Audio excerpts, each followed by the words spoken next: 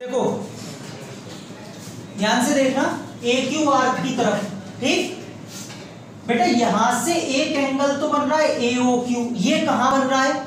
Centre पे बन रहा है। और इसी से एक एंगल बन रहा है ए बी टी, या फिर ए बी क्यू तक ले लो। चलो अभी आप ए बी क्यू, बेटा इसी आर्क ए क्यू से बन रहा है। कहां बन रहा है? सेगमेंट पर नहीं बन रहा है? लग रहा है या नहीं? आप खुद देखो, मैं आपसे जबरदस्ती नहीं बुलवा रहा हूं। ए क्यू आर्क से ये बन रहा है कहां? सेंटर पे। और यही ए क्यू आर्क से ए बी क्यू बन रहा है सेगमेंट पर। तो अगर ये 58 है तो कितना होना चाहिए? आ गया 20। ऐसे भी आ सकता है, ये एक ही लाइन में आ जाएगा। अगर मेहुल की तरीके से जाए वो भी सुन लीजिए, उन्होंने सीधा सीधा ये लगा लिया। और बेटा आपने ये जो लगाई थी ना, ये यहाँ पे लीनियर पेयर, आप इसमें एक्सटीरियर एंगल प्रॉपर्टी लगाओ और जल्दी हो जाएगा। कैसे? देखिए समझे, मेहुल ने कैसे बताया। यहां से ओ बी ओ क्यू के इक्वल होगा। Reason, radii of the same circle. लो ये इसके इक्वल। अगर अपोजिट साइड्स इक्वल है तो अपोजिट एंगल्स भी, मान लेते हैं ये एक्स है और ये भी एक्स है, दोनों बराबर है। बेटा एक्सटीरियर एंगल प्रॉपर्टी से एक्सटीरियर एंगल 58 दोनों अपोजिट इंटीरियर एंगल्स के सम के इक्वल होता है। x और x 2x, x कितना आ गया? तो भी ये 29 आ जाएगा। सही है।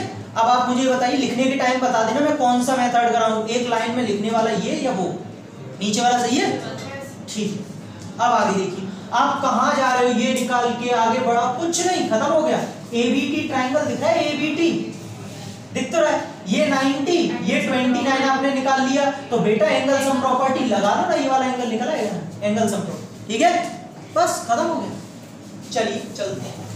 गिवन देखिए,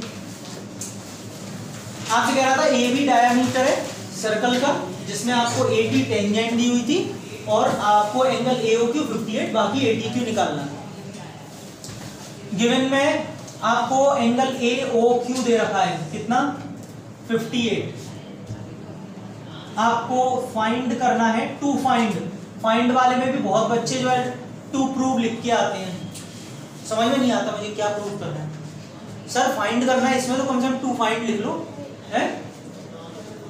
हाँ जी, सबसे पहले तो आपको ये 90 डिग्री ही बताना पड़ेगा। सबसे पहले तो यही बताना पड़ेगा।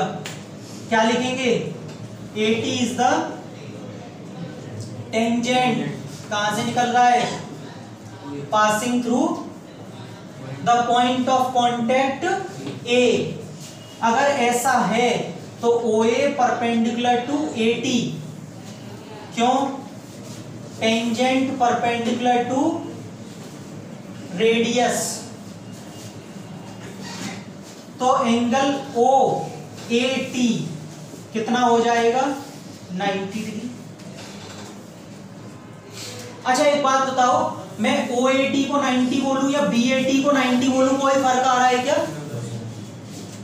मैं लिख भी देता हूं बाद में, क्योंकि मुझे काम में आएगा, यूज आएगा, अभी लिख देता हूं BAT। बेटा OAT भी यही है और BAT भी यही है, इसीलिए चलेगा, सेम है दोनों। नाउ आप लिखेंगे angle AOQ is equal to twice of angle ABQ। गलत तो नहीं लिखा? देख लीजिएगा, AOQ ये ट्वाइस होगा ABQ के। रीजन क्या जाएगा? Angle at the centre is double than that of the angle at the segment। Segment पे बनने वाले एंगल से डबल होता है सेंटर पे बनने वाला एंगल। एंगल AOQ कुछ दे रखा है 58, तो एंगल ABQ क्या आ जाएगा यहां से? 29 डिग्री। यहां तक सबको आ गया समझ में? नाउ किस ट्राइंगल में लगाएंगे हम? ABT में। ABT में बच्चों angle ABT plus angle BAT plus angle AT। अच्छा एक बात तो AT भी लिख लूं? ATB तो रहेगा, ATB, ठीक है। वो बात अलग है कि आगे जाके मैं ATB को किस में कन्वर्ट कर दूंगा, ATQ में, चलेगा ना, दोनों बराबर है, दोनों सेम है। इन तीनों का सम कितना, किससे, एंगल सम प्रॉपर्टी। बच्चों लिखो, अब नीचे जगह नहीं है, पहले आप लिख लो आराम से।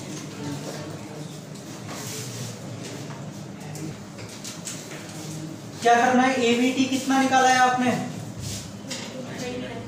29 डिग्री ABT, और BAT कितना है 99। बेटा यहाँ पे चेंज कर देना, एंगल ATB है ना, ATB, इसको ATQ लिख लीजिए, एक ही बात है, कोई प्रॉब्लम नहीं है।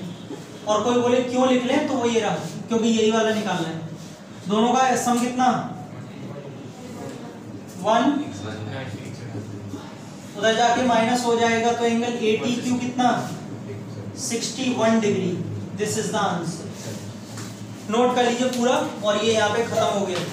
तो आज थ्योरम्स और कुछ क्वेश्चंस किए।